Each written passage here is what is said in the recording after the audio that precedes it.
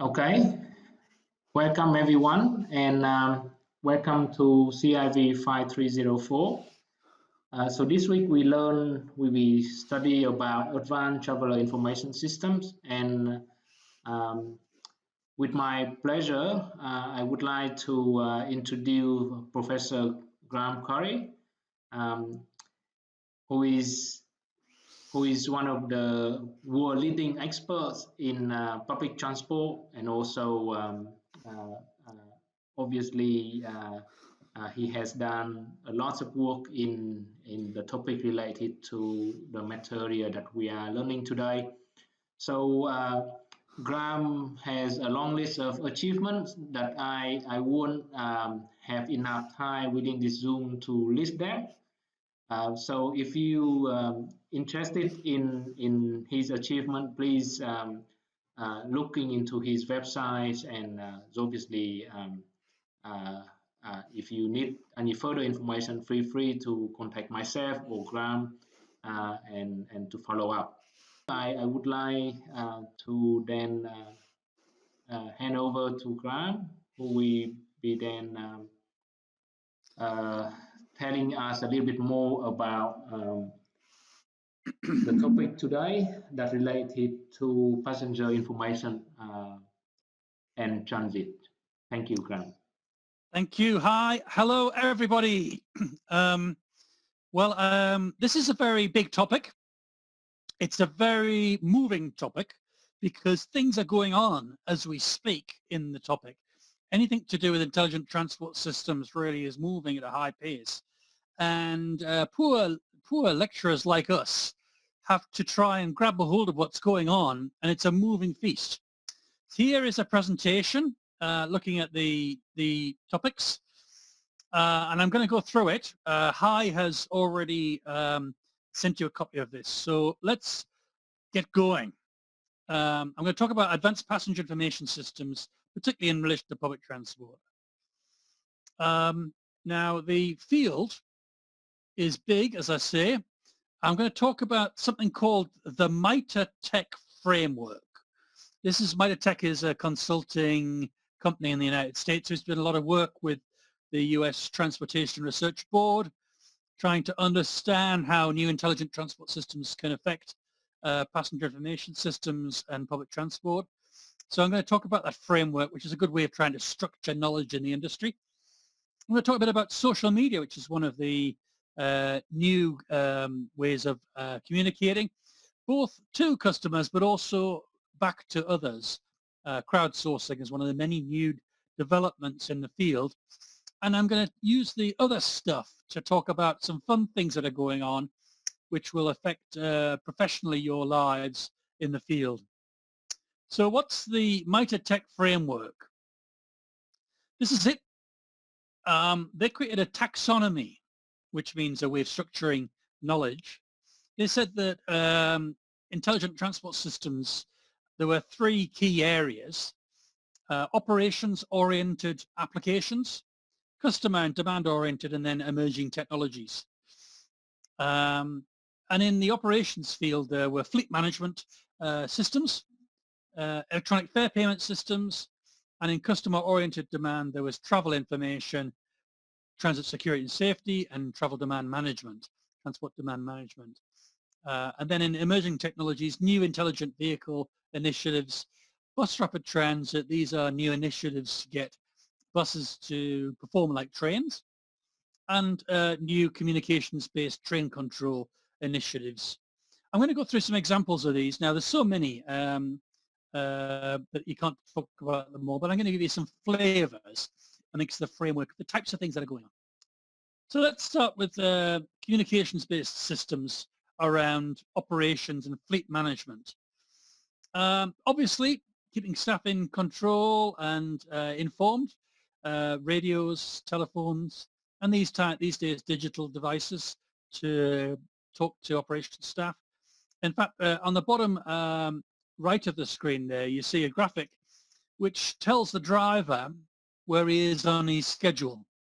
And it tells him whether he's late or early, and so he can know how he's going in terms of on-time running. We have that in Melbourne for the trams.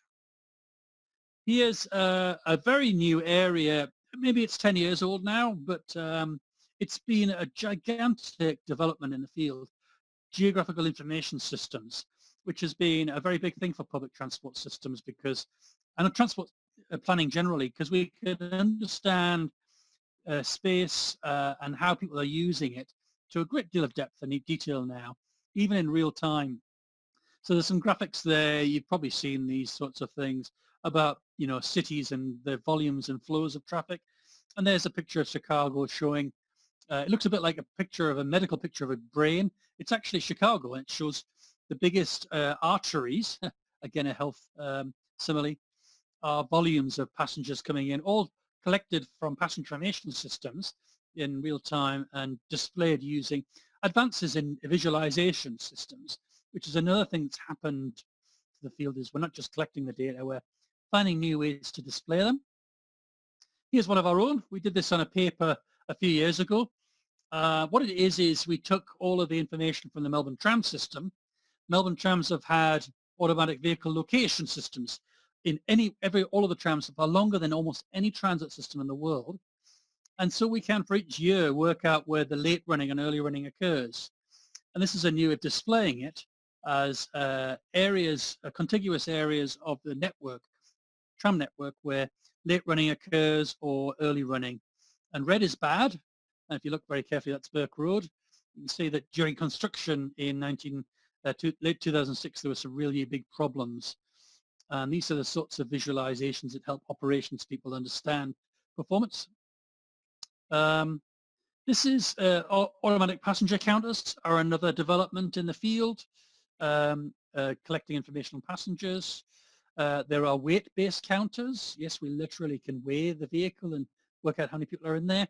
We've got optical readers, and of course, turnstiles, very common for metros. Transport management centers are an increasingly new development where you take information on systems on passengers and help the operations controllers. This is the Yara Trams operations control room. It's actually the old one. They've got a new one now, where they feed in traffic information systems to desks. Each of the desks has got a manager there. You see the guy there. And he's got an ability to monitor every tram. If you look carefully on his screens, it's got readouts of where the trams are and who's late, who's early. And you can even talk directly to the tram driver to tell them that he's, performing well or badly. And also they can get feedback on issues on the network. What else we got here? Running down the list, transit priority systems. So most of Australian cities have got active signal priority systems, which help us understand operational performance. These can feed into area traffic control systems and give green lights, early greens, extended greens. You see a picture here of the time distance graph showing over time the progression of vehicles through the network and how they pass through signals. And you can see there the greens and the reds and the yellows for the signal priorities, signal systems, and you're trying to fit these through the network as quickly as you can. There are many technologies out there. The Americans use a lot of optical recognition of signals between vehicles and the signals. We tend to use loops in the road, and there's lots of performance of these systems, but there's another ITS development that's been getting better over time. So let's move on to fare payment. Well, this has been a great new development.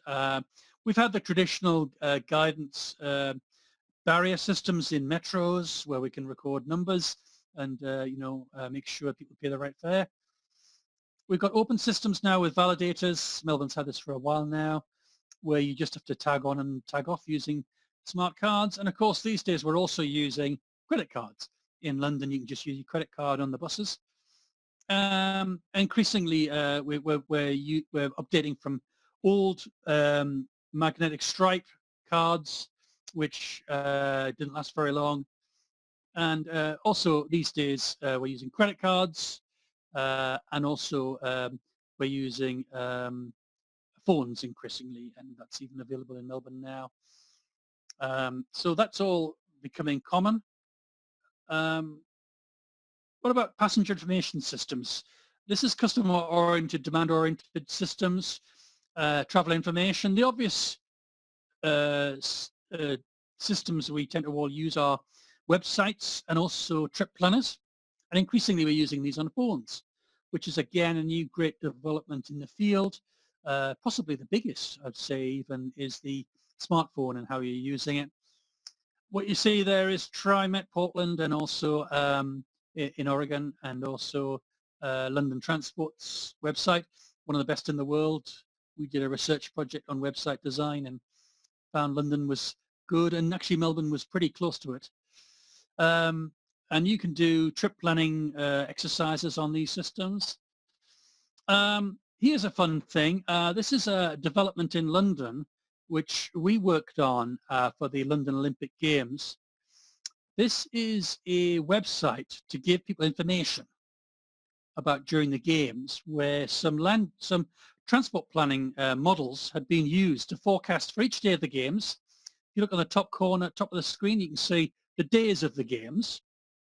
And this website's given out to everybody who's going to London or who lives in London. And you can see for each day of the games, it gives you a prediction of what the congestion is at the stations. So this is London Underground and the Overground network as well. And you can see red's bad. So you can see for each day, you can see at the top of the screen, the days between the 29th and the 30th and the 31st. You can see that as different events are being held in London, there's different forecasts for how much demand there'll be in places and where there'll be problems in the network. Now, what's interesting about this is not just a passenger information system telling people what's going to happen. This is actually a demand management system, because when these were put out, what happened at the big stations with the big congestion was that they weren't congested. And the reason for that was people avoided it. We gave information out to tell people about what was expected, and they didn't travel there. So increasingly, what's an information system and what's a way of managing demand is changing. And this will be a big part of the future. Other things with information systems, well, it's all hat now, but it certainly wasn't even 10 years ago, which is real-time information on bus stops and wayside information. Increasingly getting cheaper to provide, very useful for passengers. I was involved in setting up the one for the trams in Melbourne, and very very useful for customers.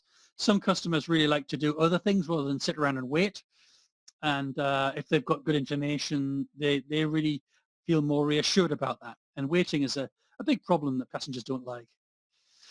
Here's an interesting information system. This is quite a long time ago. I think it was more than a decade ago. I was in Zurich. This is a system telling you at the central interchange of the tram system in Zurich. It's telling you the time of departure of each of the trams at the interchange. And what's interesting about that screen is not on the interchange. It's actually on one of the trams you're going down to the interchange. So it's giving you a forecast, if you like, of what's going to happen when you get onto the interchange and where your trams will be, and which ones are going where. It's a bit like sometimes on international flights, you get told how the timing is of all of your connecting flights is. Well, this is in real time on a tram in Zurich 10 years ago. So increasingly, this information is getting better. Another great example of this trip planner is the 9292 system in the Netherlands. Now, what's amazing about this is that it's not just a trip planner for public transport. It's a trip planner for hiring a bike. It's a trip planner for driving a car. It's a trip planner for hiring a car. It's a trip planner for using all form of transport. And the other amazing thing about it is that it's a trip planner not for Amsterdam. It's a trip planner as well for Rotterdam, for all of the Dutch cities, and in fact for traveling everywhere in Holland. So they have the same trip planner for the entire nation. It's all linked up, and it's one network, and you could even buy tickets with this. And this is one of the earlier versions of what's being called these days mobility as a service. And I've mentioned this for the first time. It's what's been considered over the last few years to be the new frontier in passenger information systems.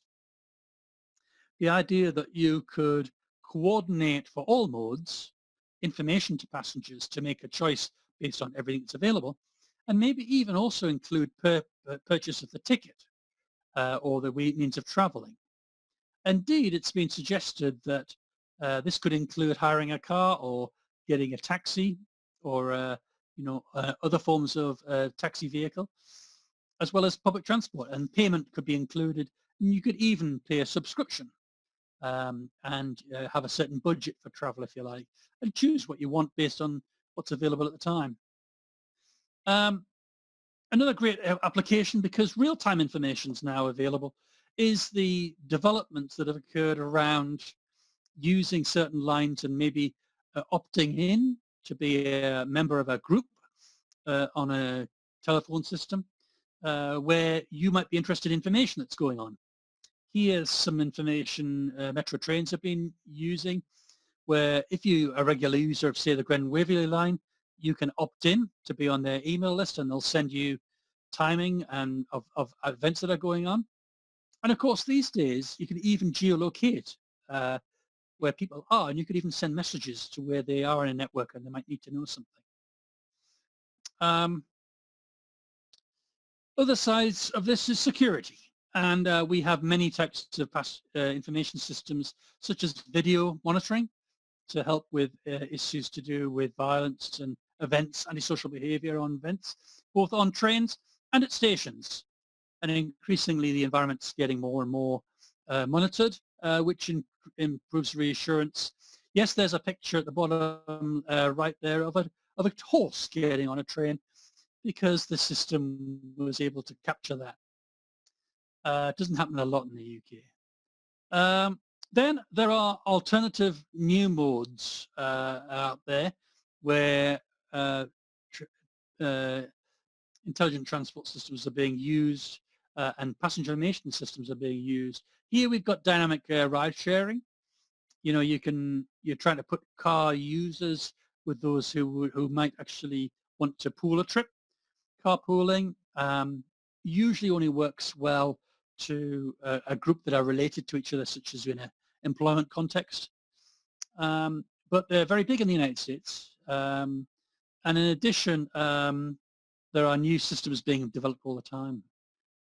A couple of other developments. We've got transport network companies like Uber, often seen as the competition for public transport, for example, but increasingly we're seeing things like smart cards for transit be integrated into those systems as a means of traveling to stations, what we call first and last mile travel.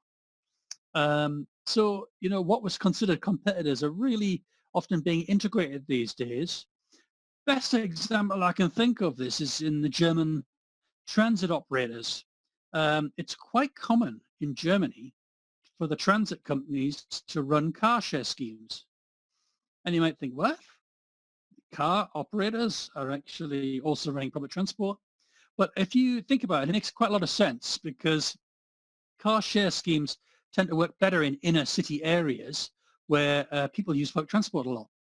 And one of the real truths is, if you don't have a car because you use public transport, is you often need to have a car every now and then. In which case, you know, it's good to, the transit operator can help them with that because they already deal with them.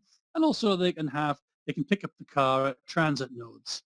So there's a bit of logic there. And here we are again with, you know, transport demand management, mobility as a service. The key part here is that there needs to be a centralized coordination point where you might request information about what options are available, and also a means of dealing with the customer so that you could deal with payment for travel at the same time. So it's being called mobility as a service. The European studies of this at the moment have realized that there are some conflicts between who might be running this and what local policy is for transport. if it is operated by, IT companies in California, they wouldn't be necessarily knowledgeable about transport issues and problems in cities in Europe, for example. So there's a need in this to have a localized involvement to ensure outcomes are good for everybody, not just the most profitable transport services. Other things, yeah, we've got a lot of discussion about demand responsive transit, sometimes called microtransit, and technology is being used to help understand where to put people in time and space, as well as deploying vehicles. They have normally been more successful in many-to-one cases, which is traveling from large areas to single sites, such as airports. And that's where we get the most commercial services. And also they tend to have a boutique interest on certain markets, niche markets. They tend to be less successful in other cases. There's not a lot of longevity of these services, largely because they're hard to fund successfully, require subsidy really in a lot of cases. But the technology is helping, and I think it'll get better. And of course, there's a demand for more on demand rather than scheduled services. But realizing that's still a challenge. We don't know all the answers yet on that. Then we've got the other side of transport demand management. We have area traffic control systems, transport management centers. This is the Vic Road Center, coordinating information from lots of sources to help make decisions. We even have systems we've developed at Monash to help them do some real-time simulation of traffic situations to help them make responses to events that are occurring. Then we've got travel demand management for high occupancy vehicle lanes. We have one of these on the Eastern Freeway where we're trying to encourage only vehicles that have high occupancy because, in case you're not aware, car occupancy in Australia is very, very low. In fact, it's really low. It's lower than most cities. In Melbourne, the average occupancy of a car in the peak is 1.04 people per car. So, and that's been declining. And the idea is that maybe we should give some preference to vehicles carrying a lot of people, much like transit priority logic. And we have one example of that on the Eastern Freeway. And around the world, we even have cases of hot lanes where people can actually pay a toll to get priority in cases. And these can be managed using technology. One of the interesting, funny pictures there on the bottom right is a picture of someone driving along with a dummy in the passenger seat. And yes, people do this. And even in Sydney, I know that in Military Road, we have people that go towards the high occupancy vehicle lane and they'll stop at a bus stop and ask if anybody wants to get on the bus to get a quick trip into town. And their logic is that they can get on the high occupancy vehicle lanes. What else? We've got some intelligent vehicle initiatives, many of these around now. We have systems which are almost becoming common about distances and speeds and lengths. Really, the development of automated and connected vehicles has gone along with this. And it's really part of the same technologies to monitor the environment to make things safer. We've got a picture of a bus roof in Dublin there, and those sorts of we've got some systems trying to help avoid those sorts of things happening. In this as well, we've got some guided vehicles. Now, trams are very nice, but they're a bit expensive. They're sort of $6 to $9 million each. And we've got some new developments in bus rapid transit with tram-like vehicles that have got rubber tires, but they can't be steered. They need to be steered.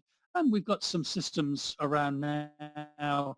You look at the road surfaces in each of these cases, you'll see guidance lines, painted or otherwise, which can be monitored to use to get really precision docking at terminals.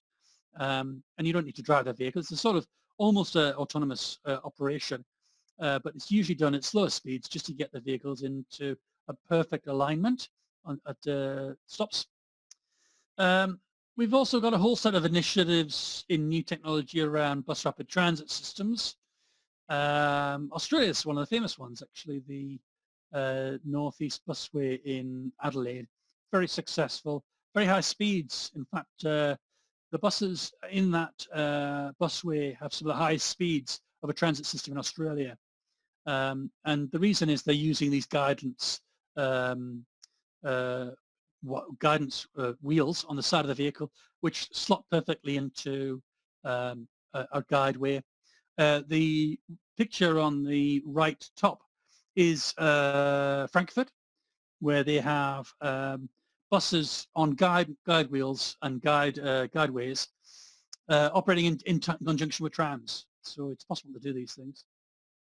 And then, of course, we've got autonomous public transport systems.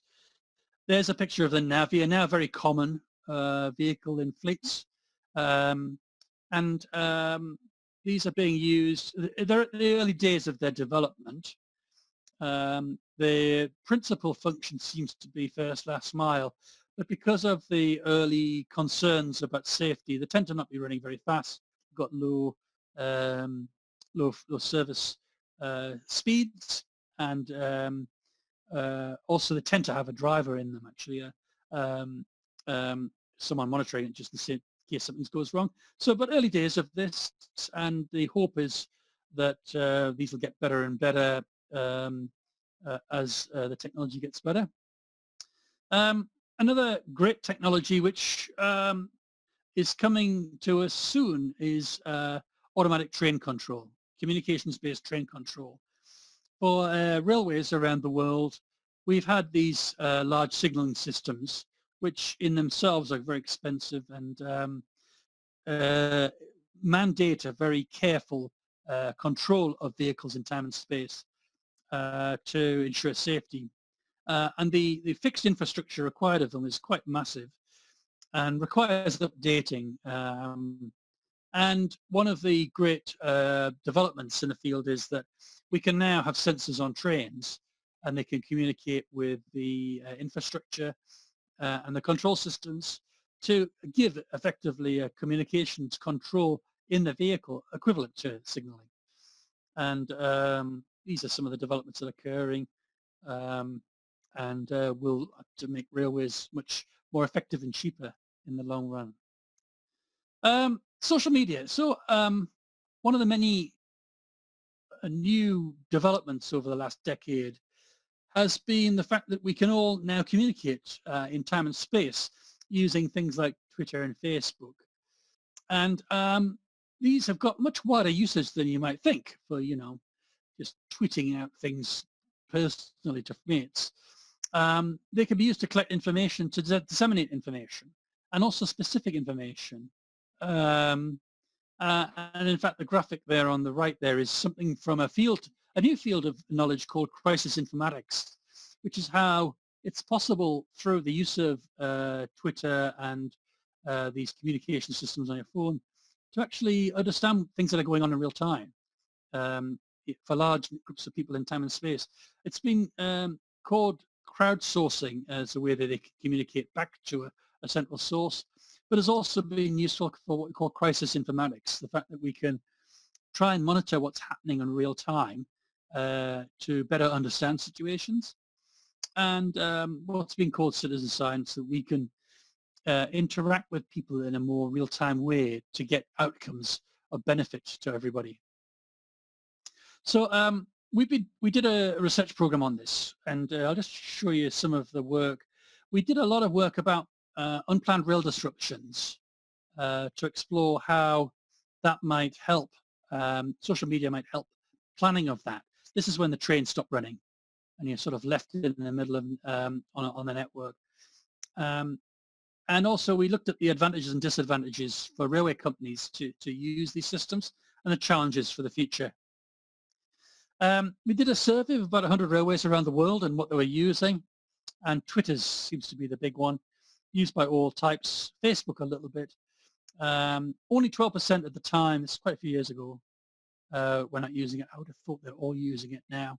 And I think Twitter would have taken over as the lead. We were able to show that the types of uses the different railway companies were using for disruptions depended on, where and what type of network they were running. If you have a very frequent network, you need to give out information of a certain type. If it's not frequent, you really don't need to tell people that. They can look at alternatives. It's all about that. It's about when people are disrupted, what you're going to tell them is going to be about what to do. And if other alternatives are available, you just tell them that. If not, you need to really think about planning. During wider disruptions, such as these are weather disruptions, there's a lot of evidence now that these have found a way to communicate what's going on in real time. And these are just some data peaks we found from the various hurricanes in North America. And they're a way of understanding what's happening in the community, as well as talking to those people about what to do. We realize that there's really a process that these organizations have to use to go through in this. You need to know how you're going to communicate with people. With social media, you can do it in a much quicker way, and to an individual level. And one of the great things about this is you can communicate to people who haven't traveled yet, as well as people who are in traveling. And in fact, we did a large project for Metro Trains in Melbourne, and we worked out that the average rail disruption takes about 3 hours on average, a major disruption.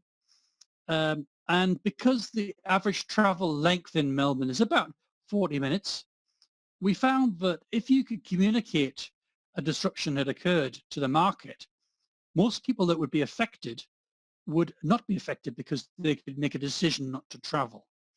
In fact, the market, the people we talked to, the users, agreed with that, and it's one of the top priorities. So this is another great benefit, is you can tell people about things that are happening, and they can stop and avoid traveling, choose an alternative before they have to travel. This also removes a problem, because Metro Trains pays something like 21 buses to be available in real time in Melbourne to handle disruptions, and that's expensive. And also, we talked to New York City Transit about this, and we said, well, what do you do when your trains stop? And they said, well, we can't do anything, because we have literally, in a few minutes, 10,000 people who are displaced. We can't try and bus them. We need to find better alternatives or avoid having it happening. So you can be more proactive in these sorts of things. And during, in terms of planning ahead for these sorts of things, you can be prepared beforehand. A disruption occurs, and then you've got to communicate with people and give people choices. And the benefit is that they can make more informed decisions. In fact, we found this was the #1 user priority in a disruption, was just being aware what was happening, what they could do. So the railways we talked to found that, real-time to information was the key benefit here, being able to talk to a wider audience. And thirdly, being able to target specific groups, one of the rail lines is out. You really only need to talk to those guys, unless others are trying to use that line through interchange. The really big benefit of all this is that the railways don't know how to do this. It's also a problem in real time. It needs a bit of management, and quite frankly, railways are good at running trains. They're not very good at doing social media. So quite a lot of opportunity there for people that know something about this field.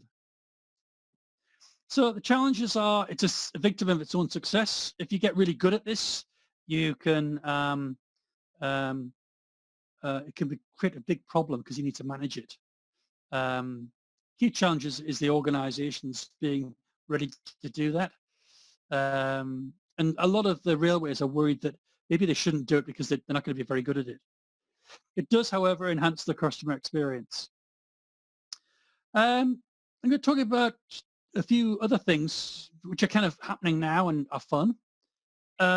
This is Den Haag station in the Netherlands. This is a platform, and what you see above the platform is a passenger information system. And you see the strip, it's an LED strip, and it's either green or red. And what that's telling you is as the train arrives, in fact, before the train arrives, it tells you how crowded the train is. Okay? And the reason it's doing that is it's telling you what doors to avoid to get onto the train. And it can tell you that before the train arrives so that you can move to doors that are going to have space in them for congested railways. And the beauty of that is that you save everybody time, because one of the big delay factors on crowded platforms is that people won't know which doors they can't use until the train's already there. So they have to walk around, causing more delay. So it's a really nifty idea. They're going to monitor train loads and which the density at doors, and tell passengers before the train arrives. Another great development in the field, which is really having quite a huge effect, has been the Google's Google Maps, Google Trip Planners definition of public transport systems, which has been standardized worldwide through something called the GTFS file, the General Transit Feed Specification file, which all transit operators around the world are now following. And it's the way of telling Google what time the trains are running, where they are, what speeds, and so forth. And this has been used for some wonderful applications in planning, because it's a really good way of understanding transit systems, how frequent they are, and so forth. In fact, I'm going to show you this. I'm going to show this in real time. Let's see if it works. This is a nifty free app. Let's see if it works. Here we go. And there's Melbourne. There's Melbourne now, by the way. And what this is, you see the green? Those are buses or trams. And the trams. Blue is trains. And you'll see buses in orange. And you might think, oh, well, that's interesting. They're not moving. Well, that's because this is a real-time, exactly now, picture of where they are in Melbourne now. Now, I can speed this up, and you can see them start moving. Okay? And this is a prediction. It's available free on the web. It's called Traffic. And it shows where all the trams and trains are based on the GTFS file in real time. Isn't that amazing? And you think that's amazing? Well, I can do that in Melbourne. I can also do it in so many other cities. Let's have a look at any other city, all the cities around the world. Let's do Long Beach. Long Beach, let's go to Los Angeles. And this is now, it's not in the future. And it's doing it here as well. Let's go and have a look at the transit system in Long Beach, California. And this is in real time. And here you see the buses. And you can see them moving around. See that? How amazing is that? That means I can see where all the buses, trams, and trains are in real time in so many cities around the world. And I can do it now. So, you know, this is quite amazing way this technology is working. Let's go back here. Here's another application. I'll just show this. I might have to do this. This is an advanced application from Singapore. This is a video. Let's see if it plays.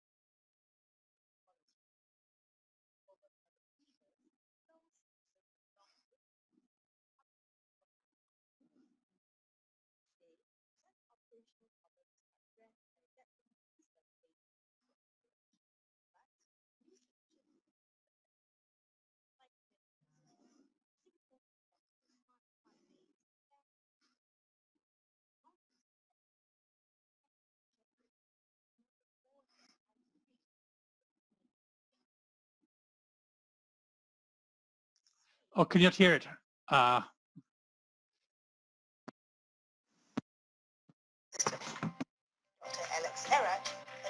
Can you hear it? I'll turn it up. Vehicle positioning systems are already used on buses for short-term prediction. Signboards at bus stop, for example, indicate at what time the next bus will arrive. Fare collection data, on the other hand, is mostly used for transport ridership analysis.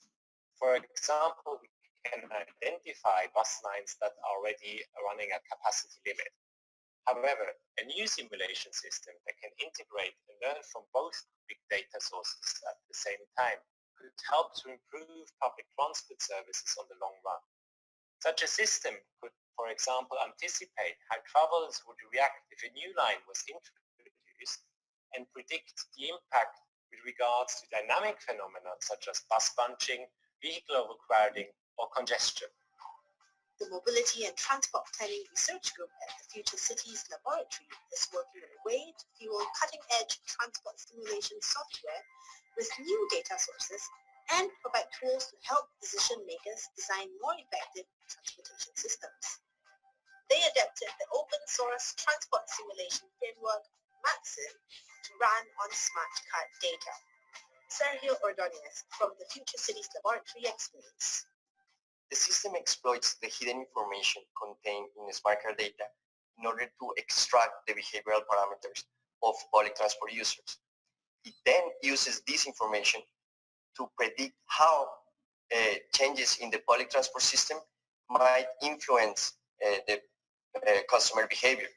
It does so by simulating in a highly detailed agent-based platform that captures the movement of all individuals and vehicles in a city. This software can predict dynamic phenomena even before any of these changes are implemented. So there we go. What an amazing idea that the passenger information system, which people use their smart cards with, can be used to predict the future and do planning in the city. Also, this video demonstrates that there are advanced ways of displaying this information to a wider group of people. So I think this is an illustration, if you like, of what can be done in cities with new information systems. And really, a lot of this is quite new, the last few years. What's going to happen next is going to be even more amazing. It's such a dynamic field with lots of opportunities to do new things with, less, if you like. And of course, the challenge is to get these things to work. A lot of these examples are demonstrations, but it'll take a while before they filter into day-to-day use. But I think I'm finished. Hi, I think that's the major elements of the presentation. I'm happy to take any questions.